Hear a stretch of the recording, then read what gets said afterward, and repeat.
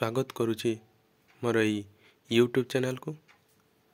आज किपरि तमे माने सब एई बीएससी केमिस्ट्री सेकेंड सेमिस्टर बही को डाउनलोड करिवो मु आपण मानकु एई वीडियो माध्यम रे जणाई देबी। तेणु वीडियो को स्किप न करी मो सहित लास्ट पर्यंत जोड़ी रहंतु।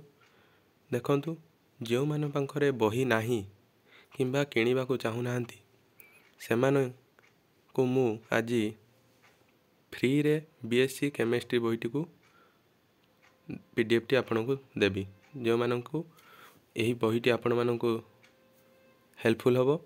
देखंतु प्रथमे समस्त देखि दियंतु प्रथमे यही सिलेबस गुडी को कौन अच्छी ठीक अच्छी कि नहीं। जो मान को ठीक लगे से माने यही बहीर पीडीएफ को डाउनलोड करि परिबे। देखंतु लिखा जाइए सेमिस्टर 2 सीसी ट्रिपल आई और आईवी।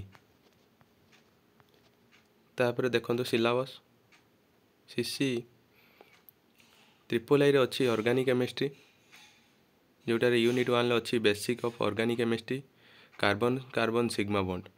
यूनिट 2 रे अच्छी स्टेरियो केमिस्ट्री। यूनिट 3 रे अच्छी chemistry of aliphatic hydrocarbon carbon carbon pi bond cyclo alkane and conformational analysis. तापर यूनिट आईवी रे अच्छी एरोमेटिक हाइड्रोकार्बन। पिला माने जानि परथबो एटा हमर सेकेंड सेमिस्टर रो सिलेबस। तापर आमे देखिबा सीसी आईवी पेपर रो सिलेबस ठीक अछि कि नाही। फिजिकल केमिस्ट्री केमिक यूनिट 1 ले अच्छी केमिकल थर्मोडायनामिक्स। यूनिट 2 रे अच्छी सही केमिकल थर्मोडायनामिक्स। यूनिट 3 रे अच्छी system of variable composition. Unit IV रे अच्छी सॉल्यूशन एंड कोलिगेटिव प्रॉपर्टीज। एही होची हमर सेमिस्टर 2 रो सिलेबस। आशा करूची आपण माने एटा ठीक हेइथिबो बोली।